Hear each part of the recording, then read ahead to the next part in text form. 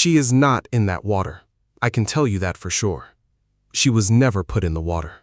I believe this whole setup was manufactured, using the sea and the boat as a cover for whatever he actually did. Now, I am not accusing him of doing anything at this point in time. But based on everything I observed from that reenactment, I simply do not believe she ever entered that water. 600 feet is the exact distance between where the Soulmate anchored the night Lynette Hooker vanished and the nearest beach on Elbow Cay. 600 feet, just 2 city blocks of water, separating a woman who ran marathons, Scuba dived. and had been living right on the ocean for weeks from dry land. Brian Hooker claims she fell into that water and the current swept her away. He says the wind separated them so quickly that she likely tried swimming back to their sailboat, which was somewhere around, I do not know, 1,000 yards out. The Sea of Abaco has been thoroughly searched by dive teams, the Coast Guard, from the air and on foot. Lynette is simply not there. Now, the Soulmate sits docked in Fort Pierce, Florida, wrapped in crime scene tape, as federal agents search every single inch. And the single number that changes everything, the number rewriting every single question ever asked about this cold case, is the one kept hidden: 600 feet. Before we proceed, remember that Brian Hooker has not been charged with any crime as of today. The details in this documentary come directly from public reporting, official police statements, court records, and independent investigations. Everyone discussed here is presumed innocent, unless and until proven guilty inside a court of law. If you have followed this mystery, you likely know Lynette Hooker through her extensive online footprint. Her handle was The Sailing Hookers. She and her husband Brian had carved out a quiet retirement on the water, leaving Michigan to live aboard the Soulmate, their 46-foot sailboat, before setting sail for the Bahamas. Lynette was 55 years old when she vanished, while Brian was 58. Her online feeds painted a picture of someone entirely at home on the ocean, with video showing her in constant motion, wind in her hair, sunlight dancing on the waves, posing with a snorkel mask, a paddleboard, and her solar deck oven. She traveled through the Bahamas like someone exploring a chosen paradise, not a destination she simply drifted into. It was a modern love story captured in short clips and simple hashtags. A devoted couple building a new life together after their long careers had wrapped up. Their posts highlighted not just beautiful scenery, but real skill, showing Lynette and Brian navigating tight channels, refilling heavy scuba tanks, and keeping the vessels steady through sudden storms while traveling by dinghy between islands, frequently without wearing life jackets, proving just how routine and safe they felt during those quick island trips. These were not amateurs who feared the open sea. These were 2 experienced sailors for whom the ocean was home. Her very last Instagram post featured boats resting in calm, crystal-clear water. The caption simply read, "Not going anywhere for a while." Just days after posting that, she vanished without a trace. Her mother, Darlene Hamlet, spoke with ABC News shortly after she went missing. Her words about her daughter have anchored this entire investigation from the very start.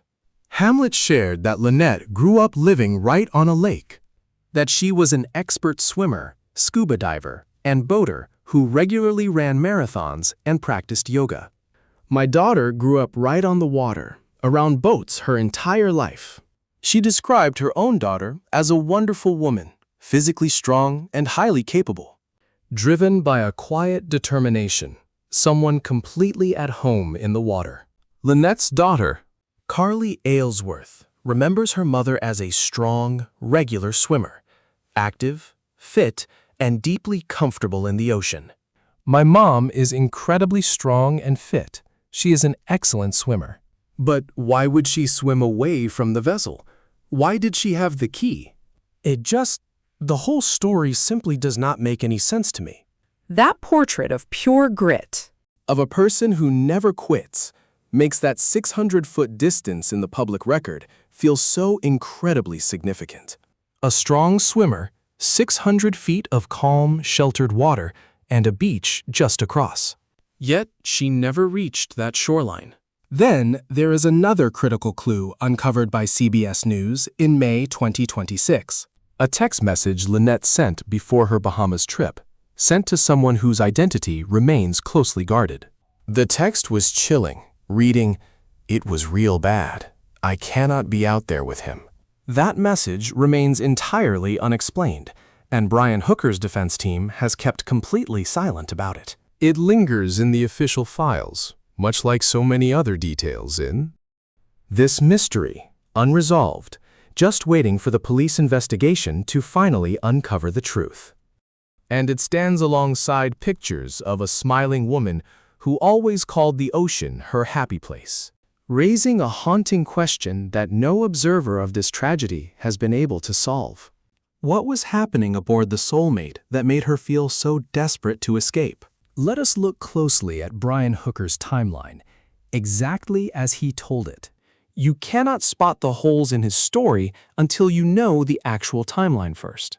On the evening of April 4th, 2026, Brian and Lynette Hooker left the Abaco Inn in Hopetown on Elbow Cay. They climbed into an 8-foot hard-bottom dinghy powered by a Torqeedo electric outboard motor. They set off at roughly 7:30 p.m. The sun had gone down just 4 minutes prior. The water ahead was already pitch black as they steered toward the Soulmate. The boat was anchored about a mile south of Hopetown, near Aunt Pat's Bay. Along the western shore of Elbow Cay, in calm conditions, traveling slowly with their small electric outboard motor. This was a short trip measured in minutes, not hours. According to the local Royal Bahamas Police, Brian claimed to investigators that somewhere along the way, Lynette fell over the side of the dinghy. She was wearing the safety lanyard, that crucial engine kill switch designed to stop the motor if anyone falls overboard. When Lynette tumbled into the water, the cord pulled free, instantly killing the motor. During a recorded call on April 7th, which Brian made to his friends Blaine and Marnie Stevenson, a recording they later shared publicly on their YouTube channel. Brian explained the tragedy in his own words. He claimed that Lynette had basically just bounced right off the dinghy. He admitted neither of them wore life vests, calling the sequence of events a cascade of failures. With winds blowing at roughly 20 miles per hour, he claimed he tossed her a floating seat cushion. I threw her a flotation cushion, the kind we sat on in the dinghy. Right after she went under, but I could not see if she ever grabbed it. he claimed he tried desperately to reach her, but simply could not. He claimed the heavy currents swept her away, and she quickly vanished from sight. Richard Cook, the fire team lead with Hopetown Volunteer Fire and Rescue, revealed a detail to CNN that Brian completely omitted from his public statement. Brian told Cook that he last saw Lynette actively swimming, Specifically, heading toward the shore of Elbow Cay, making for the beach just 600 feet from where the Soulmate was anchored. She was swimming directly toward safety, but she never made it. Yet, that was not the only story Brian told about her direction that night. In a private Facebook Messenger chat with a friend named Daniel Danforth, Brian claims something else entirely. He wrote, "The wind pushed me away from her. She swam toward the sailboat, and we lost track of each other fast because it was right at dusk." Two versions, two directions. In one story, she was swimming toward safety, toward Elbow Cay, heading for land. In the other, she was swimming back to the Soulmate, toward the vessel in a totally opposite direction. These two accounts do not align, and both conflicting versions came directly from Brian Hooker himself. She was never found in either of those directions. Now look at the timeline, because timing is everything. Brian and Lynette departed Hopetown at 7:30 p.m. on April 4th.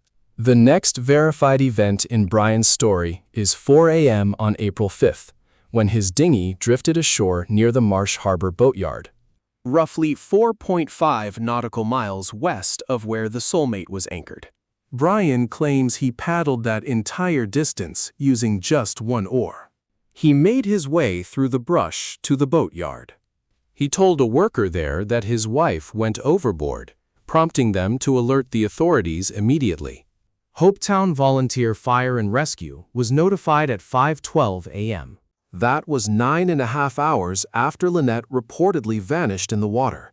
9.5 hours before search and rescue got involved. During those critical 9.5 hours, there was no radio call, no distress signal, no mayday, no emergency beacon. Just Brian paddling alone in the pitch black. This detail is critical because the maritime community has strict, established protocols for this exact emergency. A person overboard at night, swept by strong currents, is a life or death emergency. The instant response, the trained reaction. The instinctive reaction. The standard marine response is a mayday call on Channel 16, the international emergency frequency, monitored constantly by the Coast Guard and nearby boats. You broadcast your exact coordinates and describe your critical emergency. You scream for help. Brian Hooker claimed his sailboat lost engine power the moment Lynette went over. But a handheld marine radio does not need ship power. It runs on its own batteries. Whether the Soulmate carried a handheld radio, like almost every cruising sailboat does, and whether Brian actually had it with him in the dinghy, is a question investigators can answer by reviewing the official boat inventory and by checking the digital records currently being analyzed at Fort Pierce. The yacht was also outfitted with Starlink satellite internet, as proven by their social media posts. The Hookers were always connected at sea. The mystery of what messages were sent or ignored during those vital hours. Between 7:30 p.m. on April 4th and 4 a.m. on April 5th is something the electronic data in Fort Pierce should soon answer. 9.5 hours. No mayday call, no distress signals, and no contact with other vessels in an anchorage where at least one other boat sat close by. Richard Cook noted that Hopetown Volunteer Rescue searched for 6 hours after being notified, finding absolutely nothing. Search and rescue teams then escorted Brian back to his vessel, the Soulmate. Later, his close friend Blaine Stevenson opened up to Fox News Digital, stating, "After searching for just 3 or 4 hours initially, Brian went back to the Soulmate, remaining there for nearly 24 hours. 24 hours on board, failing to search the Elbow Cay shoreline or dive the very anchorage where Lynette was last seen." Stevenson and Brian shared a history spanning back years. He and his wife Marnay first met the Hookers through the tight-knit sailing community. Naturally, he was among the few Brian contacted on April 7th. He eventually released a recording of that call. And regarding Brian's puzzling actions in the days after April 4th, Stevenson made no effort to mask his frustration. He told Fox News Digital that Brian never truly faced the situation, refusing to offer anyone any more details than he gave at the very start, when he was supposedly in shock. Speaking to News Nation, he insisted Brian needed to step up, recalling that Brian was a former Marine, a union leader, a fighter, the kind of man who should be out there doing everything possible. Then he asked the ultimate question. Even if he accepts that his wife is gone, does he not want closure? Does he not crave redemption? That question still echoes without an answer. By April 6th, he had relocated to the Conch Inn in Marsh Harbor. On April 8th, Bahamian police detained him. Official sources from the Royal Bahamas Police Force cited, quote, "probable cause" to Reuters. They held him, interrogated him, extended his detention, and questioned him again. On April 13th, 9 full days after Lynette vanished, they released him without charge. Terrell Butler, his Bahamian attorney, announced to the press that Brian was free to go. Brian himself claimed he would never stop searching for Lynette. "I won't be able to stop. You want to keep looking for Lynette? I am going to need someone with more authority to tell me to stop," insisting that he was staying in the Bahamas. But just hours later, he boarded a commercial flight and fled. His lawyer told NBC News that his mother was gravely ill. He never returned. On his public Facebook page, Brian had uploaded a statement addressing the disappearance. It read, "I am devastated by the recent boating accident in rough seas and high winds that caused my beloved Lynette to fall from our small dinghy near Elbow Cay in the Bahamas. Despite desperate attempts to save her, severe winds and currents pushed us further apart. We are continuing our search for her, and that is my absolute focus." Unpredictable seas, high winds, desperate attempts. Now, let's test those claims against the actual geography. On April 18, 2026, 2 weeks after she vanished, an independent sailing analyst named Sam Lyles posted a deep geographic breakdown on his blog, SV Odie.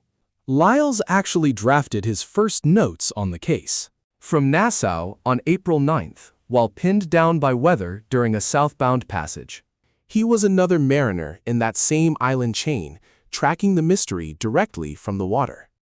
His findings are by no means official, but they carry the weight of a seasoned sailor who knows these waters intimately, not from a newsroom, but from direct experience. What Lyles contributed to the public record was raw geography. Concrete, measurable, chart-confirmed geography. The Soulmate lay anchored in the lee of Elbow Cay, right inside Aunt Pat's Bay. Just north of Tahiti Beach, where the Sea of Abaco begins to narrow. Lyles scrutinized the digital tracking data of the Soulmate's location that afternoon, measuring the exact distance from its anchorage to Elbow Cay's closest beach. That distance was only about 600 feet. And right along the deep draft line, where sailors anchor to avoid running aground. The gap between that vessel and the Elbow Cay shore shrinks to barely 300 feet in some spots. 300 feet. The exact length of a football field, or the width of one city block. That is how close the Soulmate was sitting to dry land at its nearest point. Lyles wrote that if she went overboard near the Soulmate, she was close enough to wade ashore in less time than it takes to read this sentence. Yet that striking reality is completely absent from every mainstream report on the Lynette Hooker case. Throughout weeks of intense national media coverage, Spread across hundreds of articles, television segments, and true crime podcast episodes. Not a single major news outlet mentioned that the Soulmate was anchored only 600 feet from Elbow Cay. No one pointed out that the deeper anchorage places the boat a mere 300 feet from the shoreline. Every major report has painted Lynette as a victim swept away into a vast, unforgiving ocean.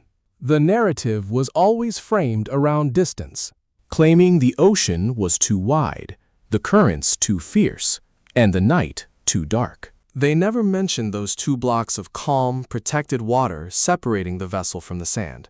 But now you know. And that single fact shifts every question you have ever asked about this mystery.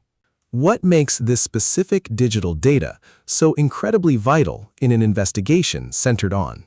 What happened in the pitch-black ocean with only one surviving witness is that it is completely outside his control. This evidence does not need another witness. It bypasses memory, cooperation, and honesty entirely. That watch was strapped tightly to Lynette's wrist. Whatever happened to her happened to that watch simultaneously. Internal sensors were actively tracking her biometrics as those dark events unfolded. Its GPS was mapping her precise location. Accelerometers tracked her physical movements, while the Bluetooth log registered any device stepping within range. Every physical interaction is locked in that device's memory, time-stamped independently of any human story told about that night. And it will stand as objective truth, no matter what is later claimed, confessed, or denied about the events of April 4th, 2026. We know Lynette and Brian Hooker visited the Abaco Inn that afternoon. A key photo places her there, and several witnesses confirmed seeing them. The watch was silently logging her coordinates independently, locking in timestamps that match the exact hours of that photograph. Two entirely separate records of one single moment. One frozen forever in a photo, the other ticking long after the camera shutter closed. Journalist Banfield obtained and broadcasted on Drop Dead Serious. A second photo from that day, showing Brian heading toward the dock from the Abaco Inn, entirely alone, without Lynette. The exact timing of that picture raised glaring questions she analyzed on air. Whatever mysteries lie in the gaps between those photos regarding who was where and when, the Apple Watch's tracking data fills those blanks minute by minute, completely untouched by human claims.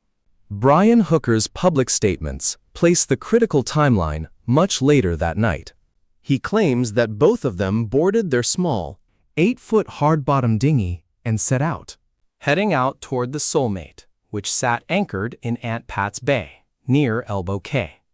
During that rough ride, navigating choppy waters with winds he estimated at around 20 miles per hour, Lynette fell overboard. She wore the small dinghy's engine safety lanyard, a cord designed to instantly cut power if anyone goes overboard. When she fell, the motor died.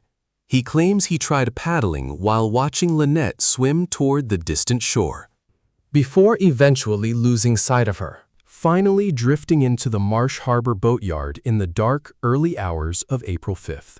Authorities confirmed he arrived there at approximately 4 a.m.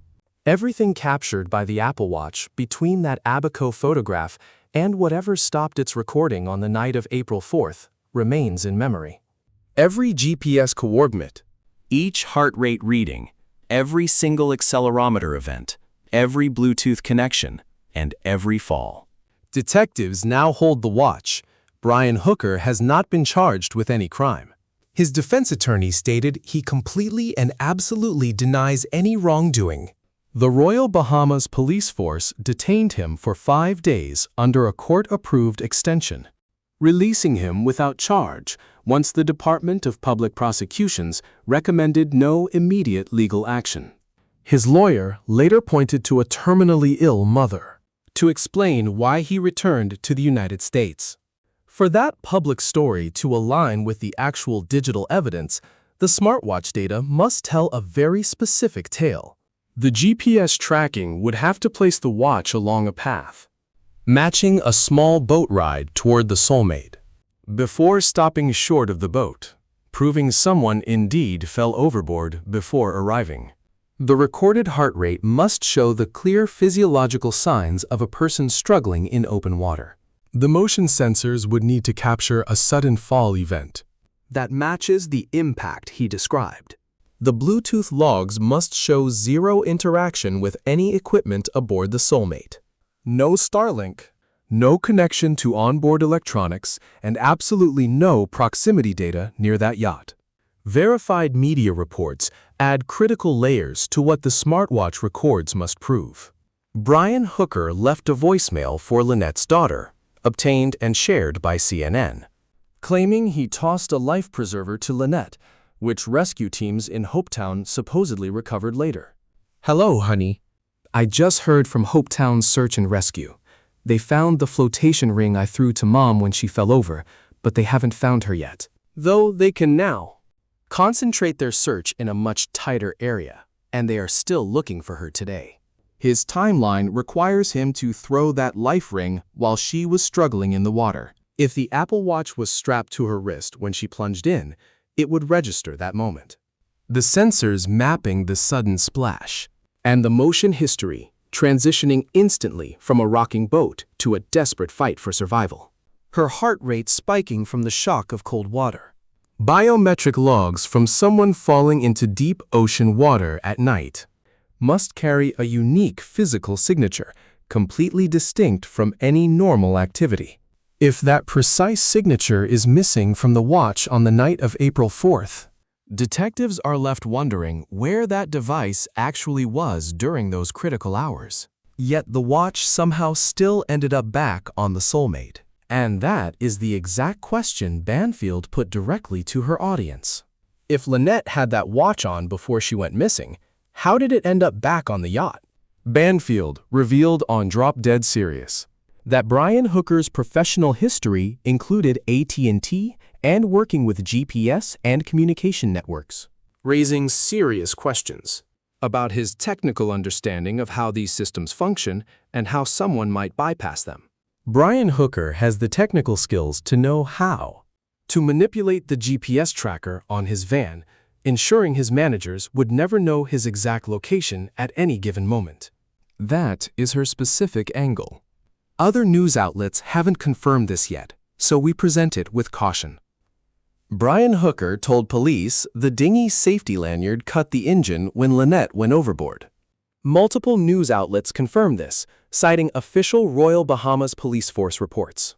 Whether the yacht's electronics and the watches data actually back up that timeline is something Fort Pierce investigators can now prove by analyzing both. There is no easy explanation for how a watch worn on her wrist ended up back on a boat she never returned to. The digital trail either proves it or it doesn't. That same logic applies to every single piece of digital evidence. It will either validate the story they were told or expose a massive hole in it. Banfield revealed a key detail from Lynette's inner circle that completely changes how detectives look at the watch's final logs. Every single evening around dinner time, Lynette took off her watch and set it to charge. She mentioned she couldn't wear it to bed because the battery would die, so charging it overnight was a must. Around what time of night would she plug it in because the battery was already drained? Most likely right after dinner. Her specific model required daily charging, making this a strict routine rather than a habit. That predictable habit makes the last charge cycle a critical piece of forensic evidence. the final GPS location logged before the device connected to power. Marks the very last spot Lynette could have been before she took it off. So, if your mother actually made it back to the yacht instead of falling from the dinghy, As Brian claims, she might have unbuckled her Apple Watch and placed it directly onto the charger. yes. If she kept that routine on April 4th, the GPS coordinates show exactly where she took it off. If those coordinates show she was on the Soulmate, it directly contradicts the story that was told publicly. A precise location pin, proving the watch was on that exact boat at that precise hour of the night. No ambiguity, no guesswork required.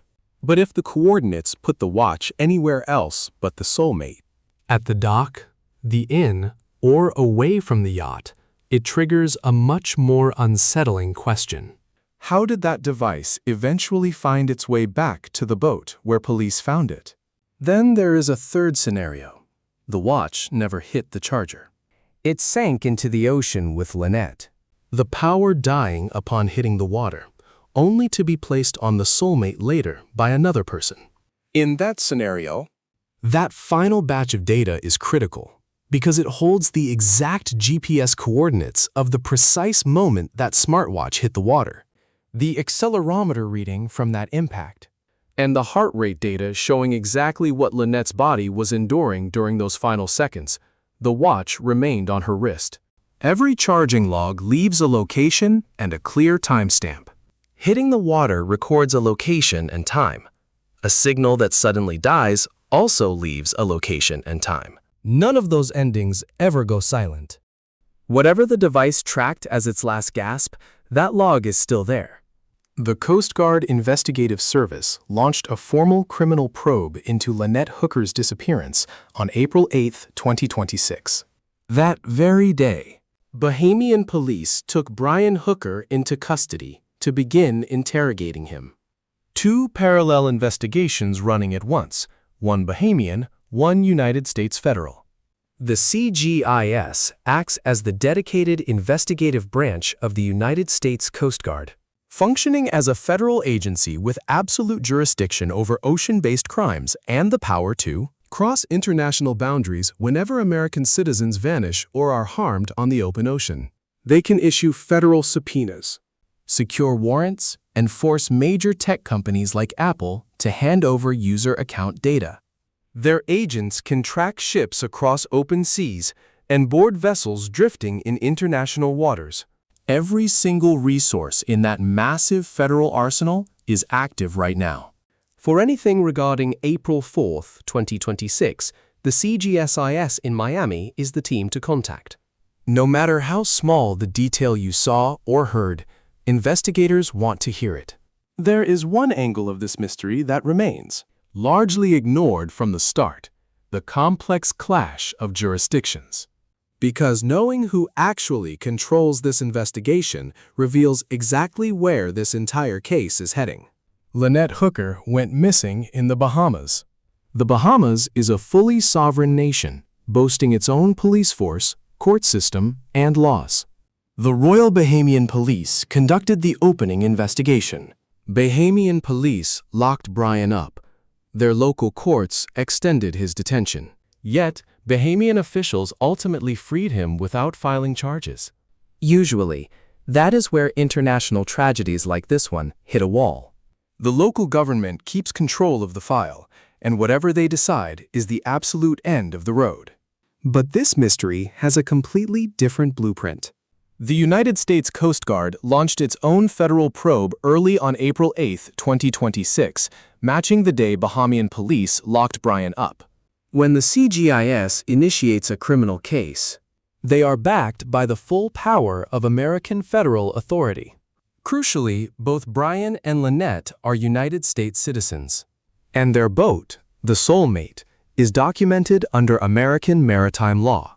The absolute moment that boat crossed out of Bahamian territory, and the CGIS intercepted it 40 miles off Melbourne. Every single piece of evidence on board became subject to strict American federal laws. That is precisely why impounding the Soulmate in American territory Was a massive breakthrough, far exceeding what local Bahamian police could ever achieve alone. Local warrants in the Bahamas seized the yacht's security recorders and phones. But those local efforts produced 0 criminal charges. Now, with the physical vessel secured in America, federal prosecutors can build a powerful criminal case. The Coast Guard's maritime law enforcement power is built for crimes that drift across the narrow waters separating the Bahamas and Florida.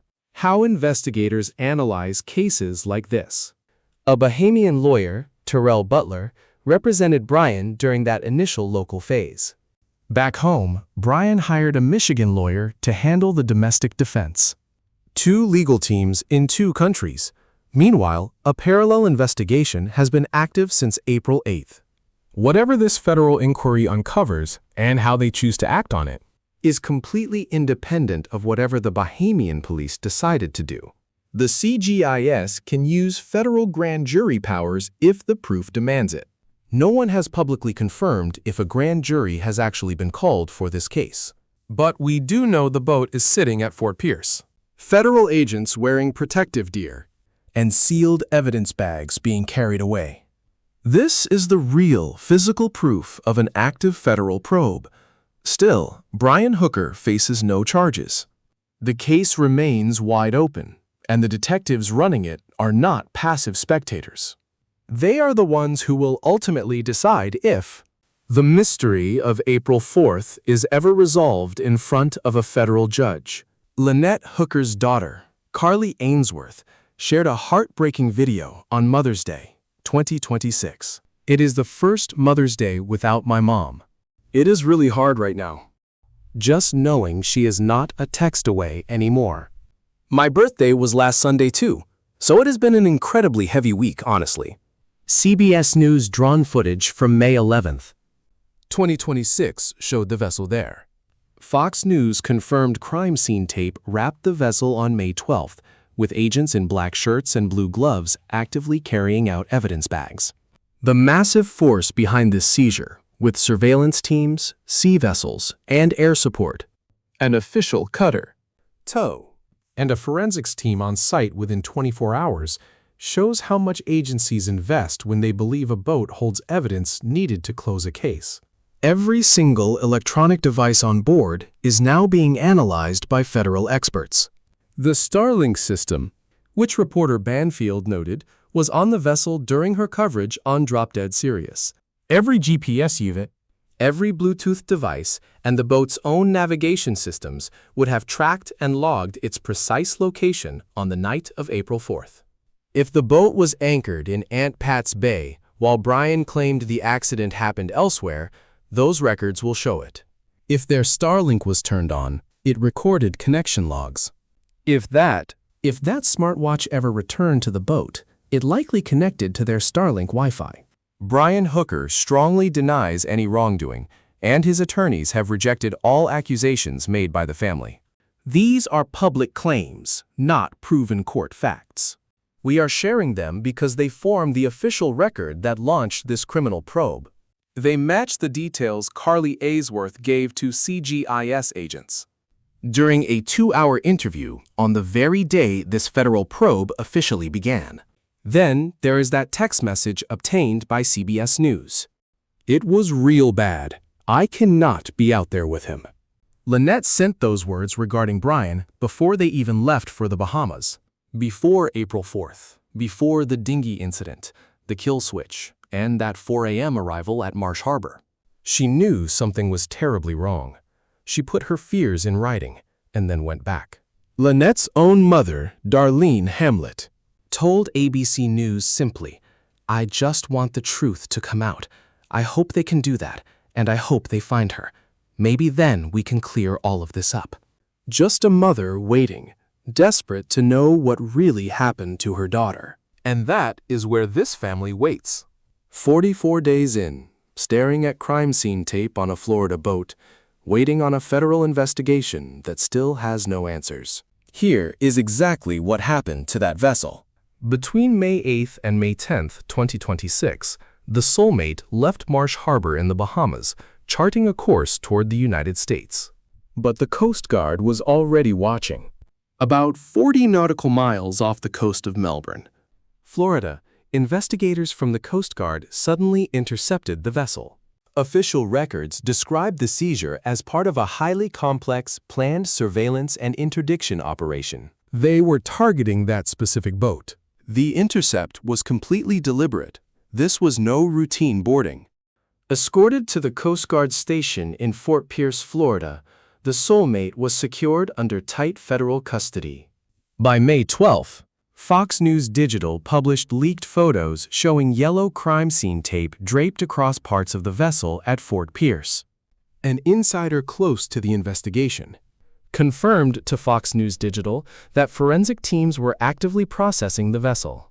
On May 13th, local media reported seeing federal investigators clad in black shirts with yellow lettering, Tactical pads, and blue gloves, meticulously searching the vessel and carrying away items in sealed evidence bags.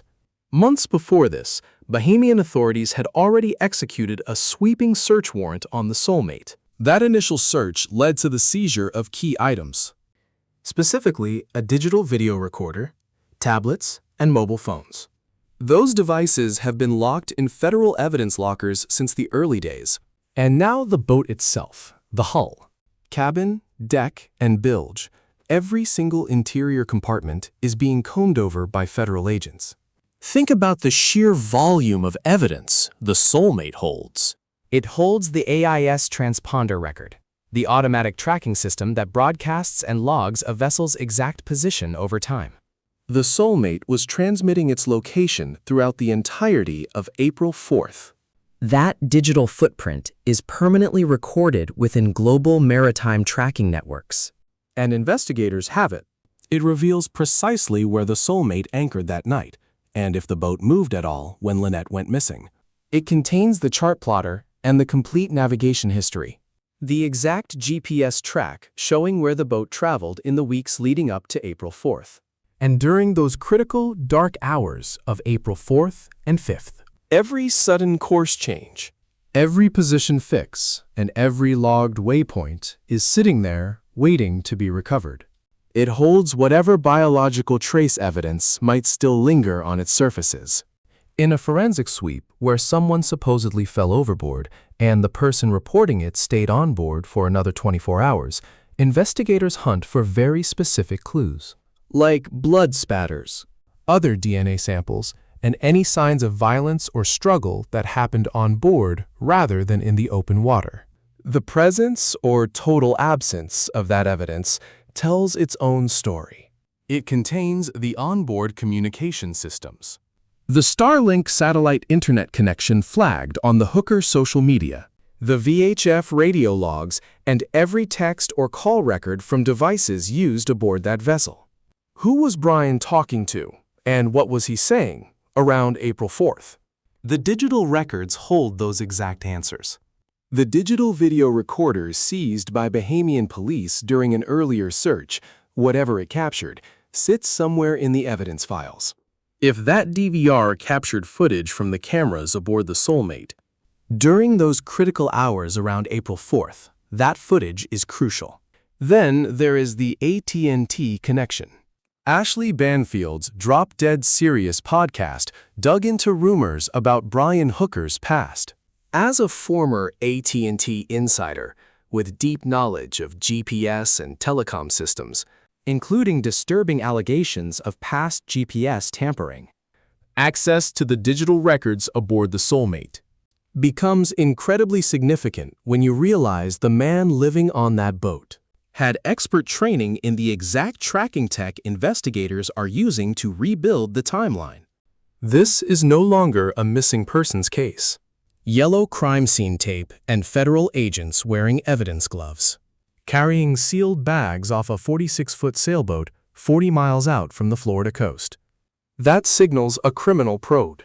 The Coast Guard treated it as such from day one, and now they secured the vessel. Brian Hooker hasn't been charged, maintains his absolute innocence, and the active investigation continues. The contents of those sealed evidence bags remain strictly confidential. Yet the Soulmate is speaking, and federal investigators in Fort Pierce are listening closely. Let's focus again on that starting number, 600 feet. Lynette Hooker was only 600 feet from land when her husband claims she fell overboard. She was an athletic marathoner, a certified diver, and a strong swimmer, by her daughter's account. Her mother described her as someone raised around lakes, highly skilled and comfortable in deep water since childhood. The shallow basin she vanished in was 6 to 25 feet deep, with clear white sand visible from above. The water temperature was 77 degrees Fahrenheit. In normal conditions, a body in these waters floats within 1 to 3 days, easily spotted by air. 13 days of multi-agency search operations yielded nothing. Sam Lyles constructed that theory using maritime charts, GPS data, water temps, and forensic decomposition timelines. He is no badge-wearing detective.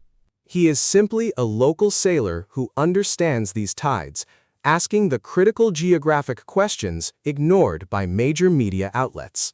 And those precise geographic queries yield a set of dark answers that investigators at Fort Pierce are currently piecing together. The first chilling answer is that she never went overboard at that spot. Given Brian's version of what transpired with Lynette on the night of April 4th, that shallow basin near the Soulmate's anchorage is simply not where she lies. If that holds true, the entire search operation was pointed in the wrong direction from day one.